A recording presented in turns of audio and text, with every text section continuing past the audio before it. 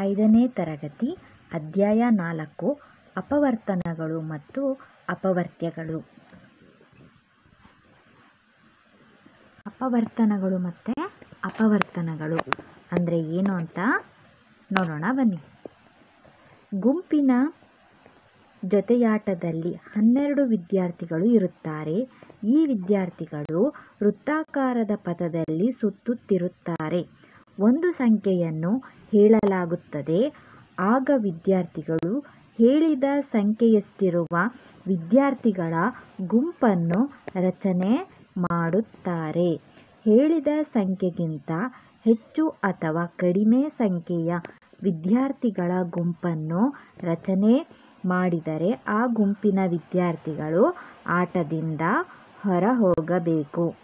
ಅಂದರೆ ಇಲ್ಲಿ ಏನರ್ಥ ಅಂದರೆ 12 ಜನ ವಿದ್ಯಾರ್ಥಿಗಳಿರ್ತಾರೆ.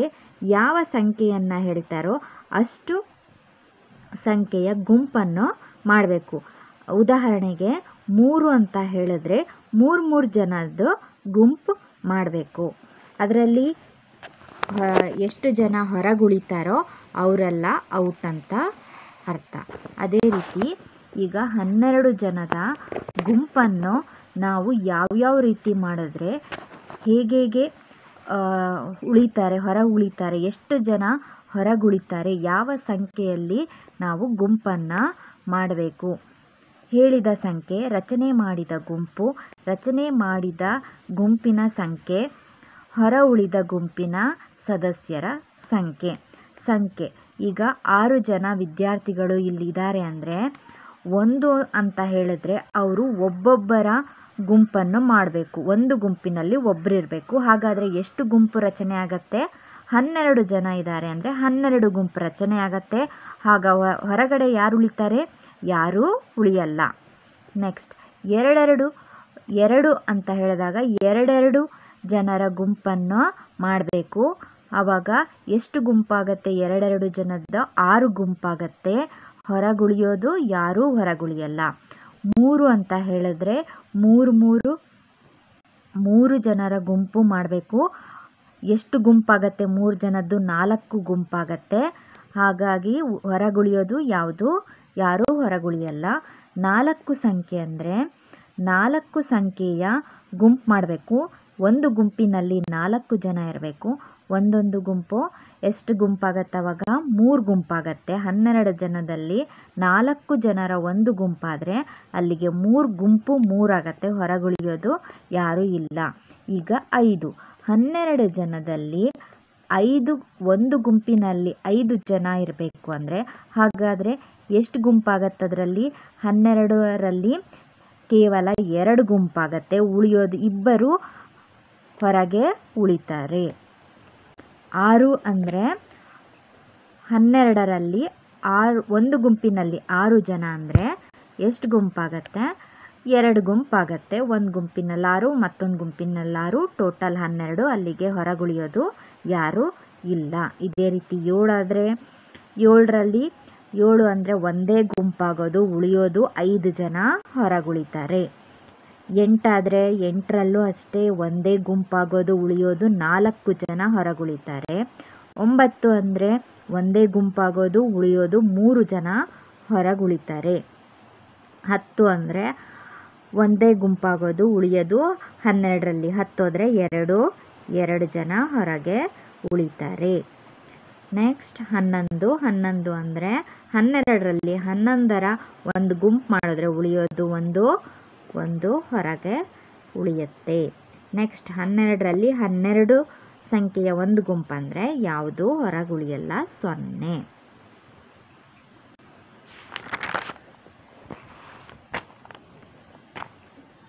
ಮೇಲಿನ ಕೋಷ್ಟಕ ಗಮನಿಸಿ ಮತ್ತು ಕೆಳಗಿನ ಕೋಷ್ಟಕ ಪೂರ್ಣಗೊಳಿಸಿ. ಯಾವ ಸಂಖ್ಯೆ ಹೇಳಿದಾಗ ಗುಂಪಿನಿಂದ ಹೊರಗೆ ಮಕ್ಕಳು ಉಳಿಯುವುದಿಲ್ಲ? ಯಾವ ಸಂಖ್ಯೆ ಹೇಳಿದಾಗ ಮಕ್ಕಳು ಗುಂಪಿನಿಂದ ಹೊರ ಉಳಿಯುತ್ತಾರೆ? ಈಗ ಹಿಂದೆ ನೋಡಿದ್ವಲ್ಲ ಚಾರ್ಟು, 12 ಜನ ಇರೋದ್ರಲ್ಲಿ ಯಾವ ಸಂಖ್ಯೆ ಹೇಳಿದಾಗ ಗುಂಪಿನಿಂದ ಹೊರಗುಳಿತಾರೆ, ಯಾವ ಸಂಖ್ಯೆ ಹೇಳಿದಾಗ ಗುಂಪಿನಿಂದ ಉಳಿಯಲ್ಲ ಎನ್ನುವುದನ್ನು ಆ ಚಾರ್ಟ್ ನೋಡ್ಬಿಟ್ಟು ನಾವು ಇಲ್ಲಿ ಬರಿಬೇಕು. ಒಂದು ಹೇಳಿದಾಗೂ ಉಳಿಯೋದಿಲ್ಲ. 1 2 3 4 6 12 ಈ ಸಂಖ್ಯೆಗಳನ್ನು ಹೇಳಿದಾಗ ಯಾವ ಮಕ್ಕಳು ಹೊರಗೆ ಉಳಿಯೋದಿಲ್ಲ, ಗುಂಪಿನಿಂದ ಯಾರೂ ಹೊರಗೆ ಉಳಿಯೋದಿಲ್ಲ. 5 7 8 9 10 11 ಅಂತ ಹೇಳಿದಾಗ ಈಗ ಈ ಸಂಖ್ಯೆಗಳು ಹೇಳಿದಾಗ ಗುಂಪಿನಿಂದ ಹೊರಗೆ ಮಕ್ಕಳು ಉಳಿತಾರೆ. ಮೊದಲ ಗುಂಪಿನ ಸಂಖ್ಯೆಗಳು 12ರ ಅಪವರ್ತನಗಳು. ಈ ಮೊದಲ ಗುಂಪಿನ ಸಂಖ್ಯೆಗಳು ಇದು 12ರ ಅಪವರ್ತನಗಳು. ಅಂದರೆ ಈ ಎಲ್ಲ ಸಂಖ್ಯೆಯಿಂದ 12 ಈ ಎಲ್ಲ ಸಂಖ್ಯೆಯ ಮಗ್ಗಿಯಿಂದ ನಮಗೆ 12 ಬರುತ್ತದೆ. ಅಂದರೆ ಒಂದ್ಲಿ 12, 2 6ಲಿ 12, 3 4ಲಿ 12, 4 3ಲಿ 12, 6 2ಲಿ 12. ಇಲ್ಲಿರೋ ಸಂಖ್ಯೆಗಳಿಂದ ನಮಗೆ 12 ಸಂಖ್ಯೆ, ಆ ಮಗ್ಗಿಗಳಲ್ಲಿ 12ರ ಸಂಖ್ಯೆ ಬರುತ್ತೆ. ಮೊದಲ ಗುಂಪಿನ ಸಂಖ್ಯೆಯಲ್ಲಿ 12ರ ಅಪವರ್ತನ, ಇವುಗಳನ್ನೇ ನಾವು 12ರ ಅಪವರ್ತನಗಳು ಅಂತ ಕರೆಯೋದು. ಅಪವರ್ತನ ಅಂದರೆ ಯಾವ ಒಂದು ಸಂಖ್ಯೆಯನ್ನು 12 ಅಂತ ಇಲ್ಲಿ ಕೊಟ್ಟಿದ್ದಾಗ ಈ ಸಂಖ್ಯೆಯು ಯಾವ ಮಗ್ಗಿಯಲ್ಲಿ ಬರುತ್ತೆ ಅದೆಲ್ಲವೂ 12ರ ಅಪವರ್ತನಗಳು. ಈಗ 1ರಲ್ಲಿ ಬರುತ್ತೆ, 2ರಲ್ಲಿ ಬರುತ್ತೆ, 3 ಮಗ್ಗಿಯಲ್ಲೂ 12 ಬರುತ್ತೆ, 4 ಮಗ್ಗಿಯಲ್ಲೂ 12 ಬರುತ್ತೆ, 6 ಮಗ್ಗಿಯಲ್ಲೂ 12 ಬರುತ್ತೆ. ಹಾಗಾಗಿ ಇವೆಲ್ಲವೂ ಏನಾದವು 12ರ ಮಗ್ಗಿಯಲ್ಲೂ 12 ಬರುತ್ತೆ. ಹಾಗಾಗಿ ಇವೆಲ್ಲವೂ ಏನಾದವು 12ರ ಅಪವರ್ತನಗಳು. ಎರಡನೇ ಗುಂಪಿನ ಸಂಖ್ಯೆಗಳು 12ರ ಅಪವರ್ತನಗಳಲ್ಲ. ಇವ್ಯಾವು ಎರಡನೇ ಗುಂಪಿನಲ್ಲಿರೋ ಸಂಖ್ಯೆಗಳು 12ರ ಅಪವರ್ತನ ಅಲ್ಲ. ಯಾಕಂದರೆ ಯಾವ ಸಂಖ್ಯೆಯಿಂದನೂ ನಮಗೆ 12 ಸಿಗೋದಿಲ್ಲ, ಯಾವ ಮಗ್ಗಿಯಿಂದನೂ 12 ಬರೋದಿಲ್ಲ. ಹಾಗಾಗಿ ಅವ್ಯಾವು 12ರ ಅಪವರ್ತನಗಳಲ್ಲ. ಹಾಗಾದರೆ 1 2 3 4 6 ಮತ್ತು 12 ಇವುಗಳಿಗೆ ಸಂಬಂಧಿಸಿದಂತೆ 12ಅನ್ನು ಏನೆಂದು ಕರೆಯುತ್ತೇವೆ? ಇವುಗಳಿಗೆ ಸಂಬಂಧಿಸಿದಂತೆ 12ಅನ್ನು ಏನಂತ ಕರಿತೀವಿ? 12ಅನ್ನು ನಾವು ಇವೆಲ್ಲವುಗಳ ಅಪವರ್ತ್ಯ ಅಂತ ಕರಿತೀವಿ. 1 × 12, 1 12ಲಿ 12, 2 6ಲಿ 12, 3 4ಲಿ 12, 4 3ಲಿ 12, 6 2ಲಿ 12, 11ಲಿ 12. ಹಾಗಾಗಿ ಇವೆಲ್ಲವೂ ಏನು 12ರ ಈ ಎಲ್ಲ ಸಂಖ್ಯೆಗಳ ಅಪವರ್ತ್ಯ ಯಾವುದು? 12. ಈ ಎಲ್ಲ ಸಂಖ್ಯೆಗಳಲ್ಲೂ ಏನು ಬರುತ್ತೆ? 12. ಎಲ್ಲ ಮಗ್ಗಿಯಲ್ಲೂ 12 ಬರುತ್ತೆ. ಹಾಗಾಗಿ 12 ಎಂಬುದು ಈ ಎಲ್ಲ ಸಂಖ್ಯೆಗಳ ಅಪವರ್ತ್ಯ. ಅಪವರ್ತ್ಯ ಅಂದರೆ ಯಾವ ಸಂಖ್ಯೆಯನ್ನು ಕೂಡಿದಾಗ ಯಾವ ಸಂಖ್ಯೆಯಲ್ಲಿ ಆ ಮಗ್ಗಿಯಲ್ಲಿ ಆ ಸಂಖ್ಯೆ ಬರುತ್ತೋ ಅದು ಅದರ ಅಪವರ್ತ್ಯ. 3 × 8 24, 3 8ಲಿ 24ರಲ್ಲಿ 24ರ ಅಪವರ್ತನಗಳು 3 ಮತ್ತು 8. ಅಪವರ್ತನ ಯಾವುದಿಲ್ಲಿ? 3 ಮತ್ತು 8. 3 ಮಗ್ಗಿಯಲ್ಲೂ 24 ಬರುತ್ತೆ, 8 ಮಗ್ಗಿಯಲ್ಲೂ 24 ಬರುತ್ತೆ. ಹಾಗಾಗಿ 3 ಮತ್ತು 8 24ರ ಅಪವರ್ತನಗಳು.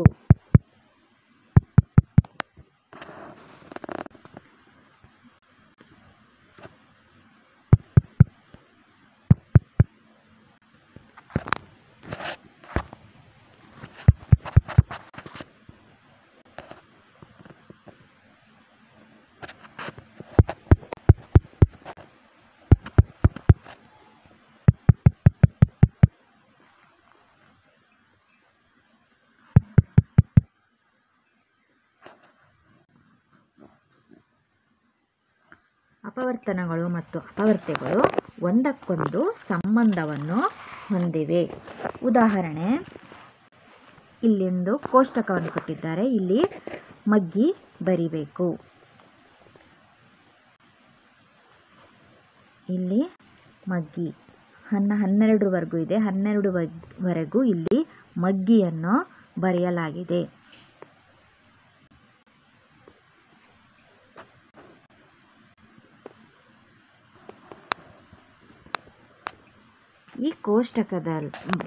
ಈ ಕೋಷ್ಟಕದಿಂದ ನಮಗೆ ಏನು ತಿಳಿಯುತ್ತೆ ಅಂದರೆ, ಮೊದಲ ಅಡ್ಡ ಸಾಲಿನ ಸಂಖ್ಯೆಗಳು 1 2 3 4 5 6 12ವರೆಗೆ ಈ ಸಂಖ್ಯೆಗಳು ಒಂದರ ಅಪವರ್ತ್ಯಗಳು. ಅಂದರೆ ಒಂದರ ಇದು ಅಪವರ್ತ್ಯಗಳು. ಒಂದನ್ನು ಗುಣಿಸಿದಾಗ ನಮಗೆ ಸಿಗೋದು ಒಂದೊಂದ್ಲಿ ಒಂದು, ಒಂದೆರಡ್ಲಿ ಎರಡು, ಒಂದು ಮೂರ್ಲಿ ಮೂರು. ಅಪವರ್ತ್ಯ ಅಂದರೆ ಆ ಸಂಖ್ಯೆಗಿಂತ ಹೆಚ್ಚಿರುತ್ತೆ, ಹೆಚ್ಚಿನ ದೊಡ್ಡ ಸಂಖ್ಯೆಯಾಗಿರುತ್ತೆ. ಅಪವರ್ತನ ಅಂದರೆ ಆ ಸಂಖ್ಯೆಗಿಂತ ಕಡಿಮೆ ಸಂಖ್ಯೆಯಾಗಿರುತ್ತದೆ. ಎರಡನೇ ಅಡ್ಡ ಸಾಲಿನ ಸಂಖ್ಯೆಗಳು 2, 4, 6, 8, 10, 12, 14, 16, 18, 20, 22 ಮತ್ತು 24. ಈ ಸಂಖ್ಯೆಗಳು ಎರಡರ ಅಪವರ್ತ್ಯಗಳು. ನೋಡಿ, ಎರಡರ ಅಪವರ್ತ್ಯ. ಈ ಎರಡರ ಅಪವರ್ತ್ಯಗಳು ಅಂದರೆ ಏನೂ ಇಲ್ಲ, ಎರಡರ ಮಗ್ಗಿ. ಎರಡೆರಡ್ಲಿ 4, 2 3 6, 2 4 8, 10. ಹೀಗೆ ಎರಡರ ಮಗ್ಗಿ ನಾವು ಎಷ್ಟು ಸಂಖ್ಯೆನಾರು, ಎರಡರ ಅಪವರ್ತ್ಯ ಎಷ್ಟು ಸಂಖ್ಯೆನಾರು ನಾವು ಹೀಗೆ ಬರಿತಾ ಹೋಗ್ಬೋದು. ಎರಡರ ಮಗ್ಗಿ. 7, 9 ಮತ್ತು 11ರ ಅಪವರ್ತ್ಯಗಳನ್ನು ಪಟ್ಟಿ ಮಾಡಿರಿ. 7 ಮತ್ತು 11ರ ಅಪವರ್ತ್ಯಗಳನ್ನು ಪಟ್ಟಿ ಮಾಡಿರಿ. 7 ಮತ್ತು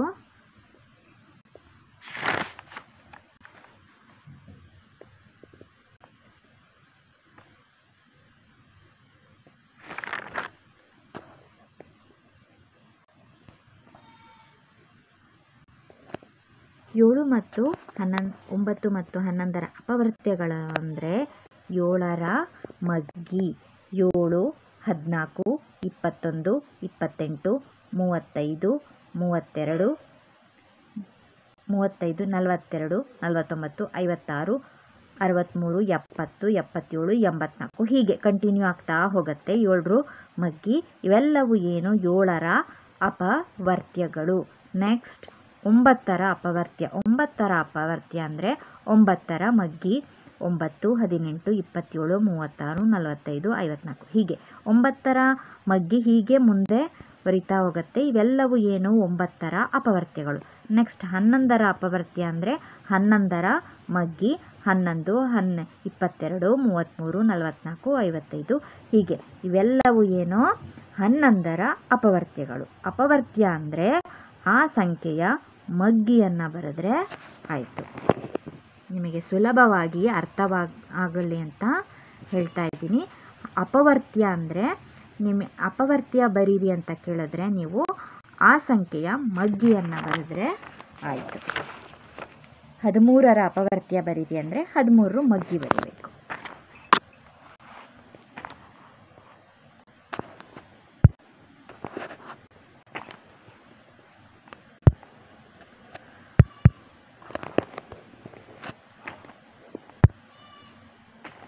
ನೆಕ್ಸ್ಟ್ ಕೆಳಗಿನ ಉದಾಹರಣೆಗಳನ್ನು ಗಮನಿಸಿ. 1ರ ಅಪವರ್ತ್ಯ 1, ಒಂದೊಂದ್ಲಿ 1, 2 2, 6 6, 9 9, 11 11. ಅಪವರ್ತ್ಯ ಇವೆಲ್ಲವೂ ಏನು, 1ರ ಅಪವರ್ತ್ಯ. ಇದರಿಂದ ಏನು ತಿಳಿಯುತ್ತೆ, ಪ್ರತಿ ಸಂಖ್ಯೆಯು ಆ ಸಂಖ್ಯೆಯು ಅದರದೇ ಆದ ಅಪವರ್ತ್ಯ ಆಗಿರುತ್ತೆ. ಪ್ರತಿ ಸಂಖ್ಯೆಯು ಅದೇ ಸಂಖ್ಯೆಯ ಅಪವರ್ತ್ಯ ಆಗಿದೆ.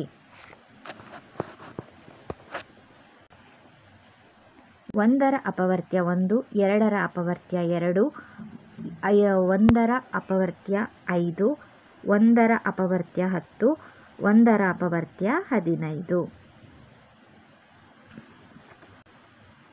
ಮೇಲಿನ ಉದಾಹರಣೆಯನ್ನು ಪ್ರತಿ ಸಂಖ್ಯೆಯು 1ರ ಅಪವರ್ತ್ಯ ಆಗಿದೆ ಎಂದು ತಿಳಿಯುವುದು. 1ರ ಎಲ್ಲ ಸಂಖ್ಯೆಯಲ್ಲೂ 1ರಿಂದ ಎಲ್ಲ ಸಂಖ್ಯೆಯನ್ನು ಗುಣಿಸುವುದರಿಂದ ಹಾಗಾಗಿ ಎಲ್ಲ ಸಂಖ್ಯೆಯಲ್ಲೂ 1ರ ಅಪವರ್ತ್ಯ ಎಲ್ಲ ಸಂಖ್ಯೆಯೂ ಆಗಿರುತ್ತದೆ. ಪ್ರತಿ ಸಂಖ್ಯೆಯು 1ರ ಅಪವರ್ತ್ಯ ಆಗಿದೆ ಎಂದು ತಿಳಿಯುತ್ತದೆ. ಯಾವ 2 ಸಂಖ್ಯೆಗಳನ್ನು ಗುಣಿಸಿದಾಗ ಗುಣಲಬ್ಧ 8 ದೊರೆಯುತ್ತದೆ? ಯಾವ 2 ಸಂಖ್ಯೆ ಗುಣಿಸಿದಾಗ ಗುಣಲಬ್ಧ 8 ದೊರೆಯುತ್ತದೆ? 1 8ಲಿ 8, 2 4ಲಿ 8, 4 2ಲಿ 8, 8 1ಲಿ 8. ಹಾಗಾದರೆ 8ರ ಅಪವರ್ತನಗಳು ಯಾವ್ಯಾವು? 1 2 4 ಮತ್ತು 8. ಅಪವರ್ತನಗಳು ಅಂದರೆ ಈ 8ರ ಅಪವರ್ತನ ಅಂದರೆ 8 ಸಂಖ್ಯೆಗಿಂತ ಕಡಿಮೆ ಇರುತ್ತೆ. ಒಂದೆಂಟ್ಲಿ 8, ಎರಡರಲ್ಲೂ ಬರುತ್ತೆ.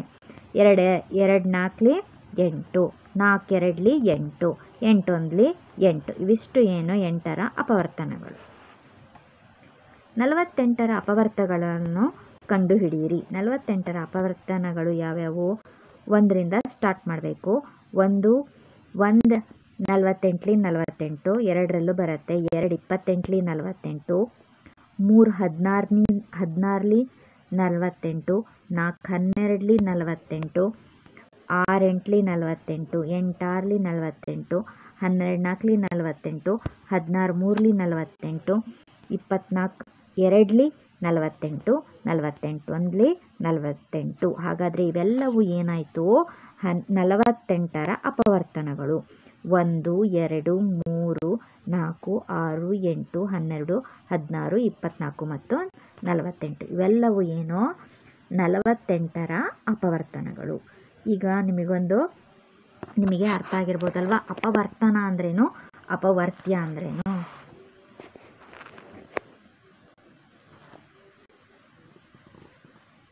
ಎರಡು ಅಥವಾ ಹೆಚ್ಚಿನ ಸಂಖ್ಯೆಗಳನ್ನು ಗುಣಾಕಾರ ಮಾಡಿದಾಗ ಗುಣಲಬ್ಧ ಬರುತ್ತದೆ.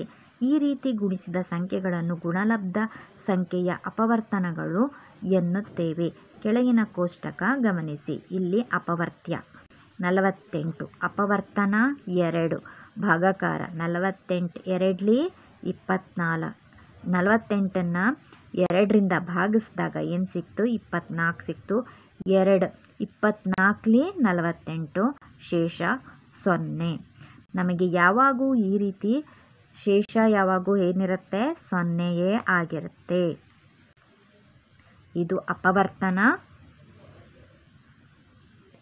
ಅಪವರ್ತನದಿಂದ ಭಾಗಿಸಿದಾಗ ನಮಗೆ ಶೇಷ ಯಾವಾಗೂ 0 ಇರುತ್ತೆ.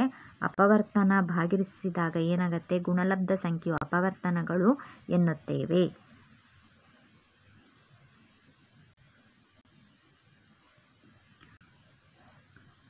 ಅಪವರ್ತನ ಅಂದರೆ ಆ ಸಂಖ್ಯೆಯಿಂದ 48, ಉದಾಹರಣೆಗೆ 48 ಯಾವ ಸಂಖ್ಯೆಯಿಂದ ಭಾಗ ಆಗುತ್ತೋ ಅದೆಲ್ಲವೂ 48ರ ಅಪವರ್ತನಗಳು.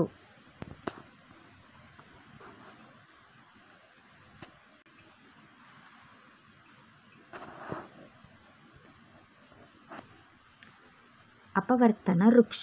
ಅಪವರ್ತನ ವೃಕ್ಷ ಯಾವುದೇ ಸಂಖ್ಯೆಯನ್ನು 2 ಸಂಖ್ಯೆಗಳ ಗುಣಲಬ್ಧವಾಗಿ ಬರೆಯಬಹುದು.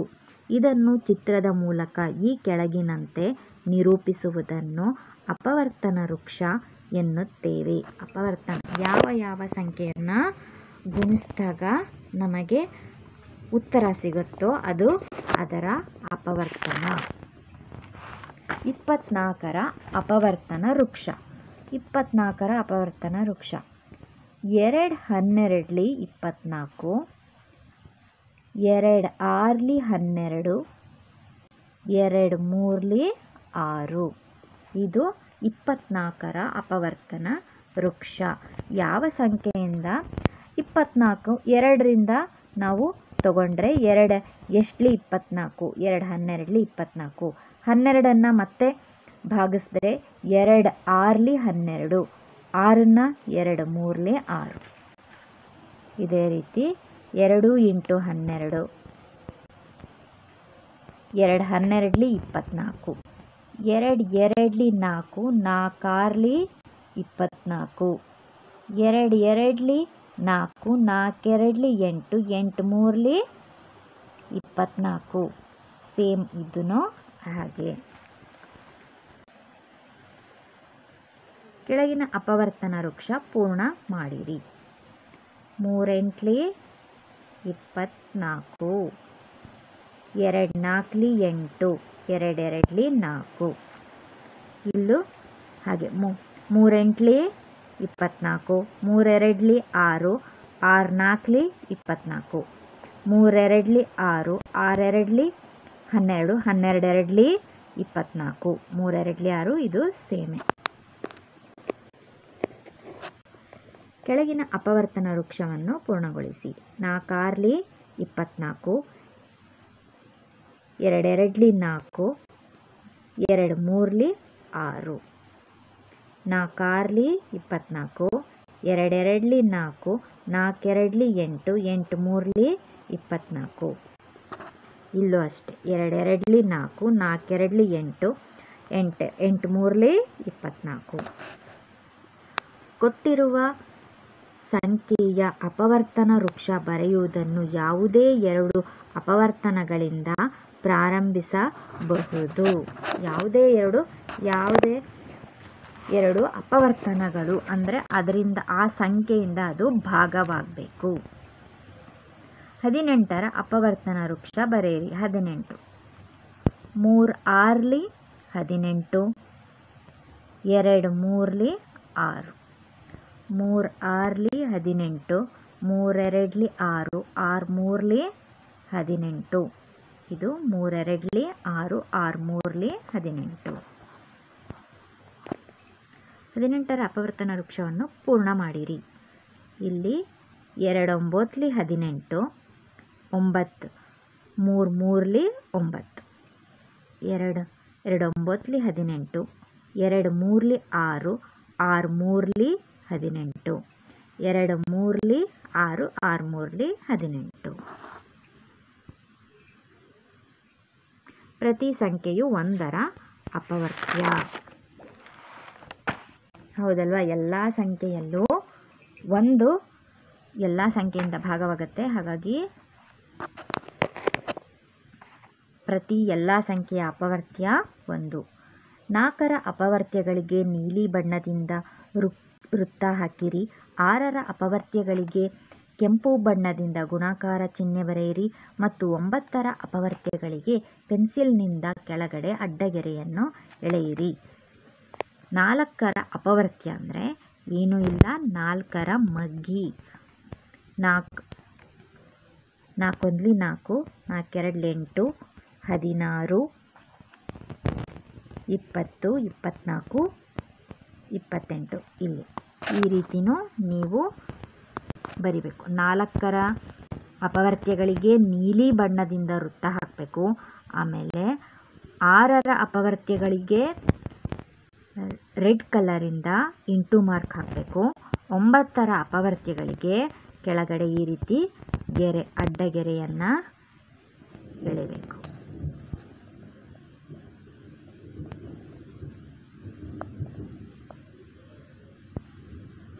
ಅಪವರ್ತ್ಯ ಅಂದರೆ ಏನೂ ಇಲ್ಲ, ಅದರ ಮಗ್ಗಿ.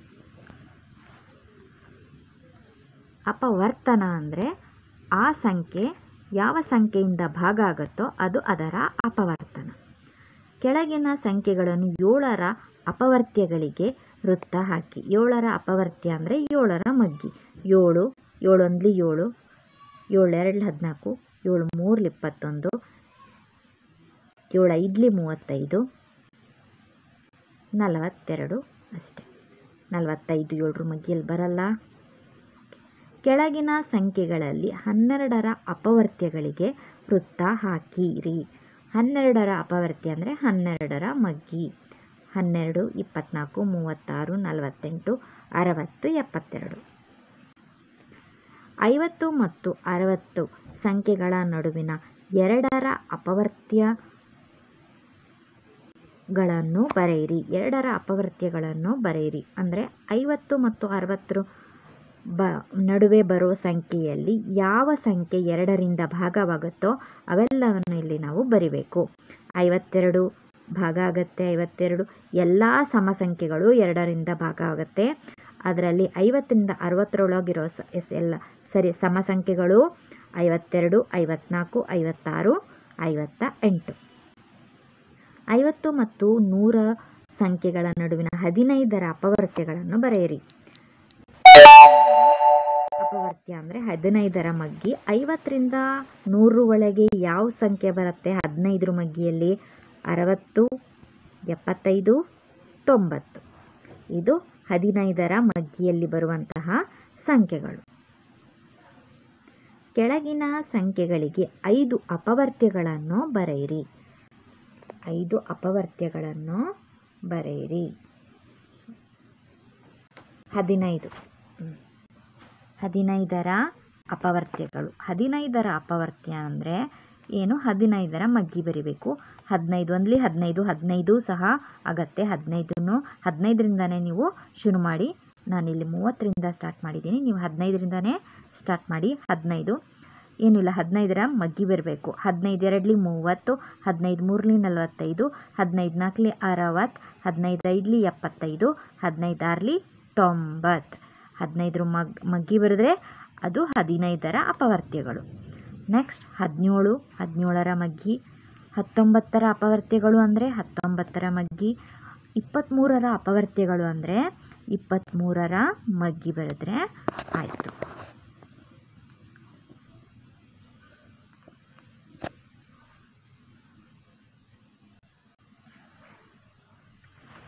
ನೆಕ್ಸ್ಟ್ ಏನಿದೆ 7. 7ನೇದು, ಕೆಳಗಿನ ಸಂಖ್ಯೆಗಳಲ್ಲಿ 24ರ ಅಪವರ್ತನಗಳಿಗೆ ವೃತ್ತ ಹಾಕಿರಿ. 24ರ ಅಪವರ್ತನ ಅಂದರೆ 24 ಯಾವ ಸಂಖ್ಯೆಯಿಂದ ಭಾಗ ಆಗುತ್ತೋ ಅದು 24ರ ಅಪವರ್ತನವಾಗಿದೆ. 1ರಿಂದ ಆಗತ್ತೆ, 2ರಿಂದ ಆಗತ್ತೆ, 3, 4ರಿಂದನೂ ಆಗತ್ತೆ, 6ರಿಂದ ಆಗತ್ತೆ, 8ರಿಂದ ಆಗತ್ತೆ, 12ರಿಂದ ಆಗತ್ತೆ. ಇವೆಲ್ಲವೂ ಏನು 24ರ ಅಪವರ್ತನಗಳು. ಕೆಳಗಿನ ಸಂಖ್ಯೆಗಳಿಗೆ ಯಾವುದಾದರೂ 2 ಅಪವರ್ತನಗಳನ್ನು ಬರೆಯಿರಿ. ಯಾವುದಾದ್ರೂ 2 ಅಪವರ್ತನಗಳನ್ನು ಬರೆಯಿರಿ. ಯಾವುದು 8ನೇದು, ಅಲ್ಲಿ ಕೊಟ್ಟಿರೋ ಸಂಖ್ಯೆ 6. 6ರ ಅಪವರ್ತನಗಳು 2 ಮತ್ತು 3. 2 ಮಗ್ಗಿಯಲ್ಲೂ 6 ಬರುತ್ತೆ, 3 ಮಗ್ಗಿಯಲ್ಲೂ 6 ಬರುತ್ತೆ. 2ರಿಂದನೂ ಭಾಗ ಆಗುತ್ತೆ, 3ರಿಂದನೂ 6 ಭಾಗ ಆಗುತ್ತೆ. 18, 3 ಮತ್ತು 2. 28, 28ರ ಅಪವರ್ತನ 2 ಮತ್ತು 4. 36ರ ಅಪವರ್ತನ 3 ಮತ್ತು 4. 42ರ ಅಪವರ್ತನ 2 ಮತ್ತು 7. 48ರ ಅಪವರ್ತನ 4 ಮತ್ತು 8. ನೆಕ್ಸ್ಟ್ 9ನೇದು, ಕೆಳಗಿನ ಸಂಖ್ಯೆಗಳ ಎಲ್ಲ ಅಪವರ್ತನಗಳನ್ನು ಬರೆಯಿರಿ. ಇಲ್ಲಿ ಕೊಟ್ಟಿರೋ ಸಂಖ್ಯೆಗಳನ್ನು, ಈ ಸಂಖ್ಯೆಗಳ ಎಲ್ಲ ಅಪವರ್ತನಗಳನ್ನು ನಾವು ಬರಿಬೇಕು. ಈ ಸಂಖ್ಯೆ ಯಾವ ಸಂಖ್ಯೆಯಿಂದ ಭಾಗ ಆಗುತ್ತೆ ಅನ್ನೋದು ನಾವು ಇಲ್ಲೇ ಬರಿಬೇಕು. ಯಾವುದು 9ನೇದು. 9ರ ಅಪವರ್ತನಗಳು ಯಾವುದು? 1, 3, 9. 13ರ ಅಪವರ್ತನ 1 ಮತ್ತು 13 ಅಷ್ಟೇ. 13 ಮತ್ತು ಯಾವ ಸಂಖ್ಯೆಯಿಂದನೂ ಭಾಗ ಆಗಲ್ಲ. 20, 1, 2, 4, 5, 10, 20 ಇವೆಲ್ಲ ಸಂಖ್ಯೆ ಭಾಗ ಆಗುತ್ತೆ. ಇವೆಲ್ಲವೂ ಏನು 20ರ ಅಪವರ್ತನಗಳು. 26, 1, 2, 13, 26 ಈ ಸಂಖ್ಯೆಯಿಂದ 26 ಭಾಗ ಆಗುತ್ತೆ. ಹಾಗಾಗಿ ಇವೆಲ್ಲವೂ ಏನು 26ರ ಅಪವರ್ತನಗಳು. 40, 1, 2, 4, 5, 8, 10, 20 ಮತ್ತು 40 ಇವೆಲ್ಲವೂ ಏನು 40ರ ಅಪವರ್ತನಗಳು. ನೆಕ್ಸ್ಟ್ 10ನೇದು, ಕೆಳಗಿನ ಸಂಖ್ಯೆಗಳಿಗೆ ಅಪವರ್ತನ ವೃಕ್ಷ ಬರೆಯಿರಿ. ಈ ಕೊಟ್ಟಿರೋ ಸಂಖ್ಯೆಗಳಿಗೆ ಅಪವರ್ತನ ವೃಕ್ಷವನ್ನು ನಾವು ಬರಿಬೇಕು. 12, ಮೊದಲನೇದು 12.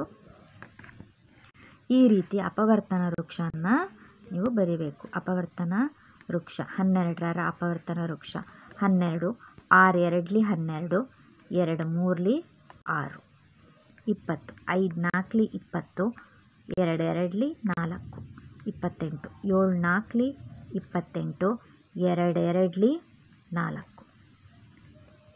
32, 8 4ಲಿ 32, 4 2ಲಿ 8, 2 2ಲಿ 4, 2 2ಲಿ 4, 36, 12 3ಲಿ 36, 4 3ಲಿ 12, 2 2ಲಿ 4. ನೆಕ್ಸ್ಟ್ ಕೊಟ್ಟಿರುವ ಸಂಖ್ಯೆಗಳನ್ನು ಬರೆದು ಕೆಳಗಿನ ಅಪವರ್ತನ ವೃಕ್ಷ ಪೂರ್ಣಗೊಳಿಸಿರಿ. ಅಪವರ್ತನ ವೃಕ್ಷ ಪೂರ್ಣಗೊಳಿಸಿರಿ. 12 4ಲಿ 48, 4 3ಲಿ 12, 2 2ಲಿ 4, 2 2ಲಿ 4, 60.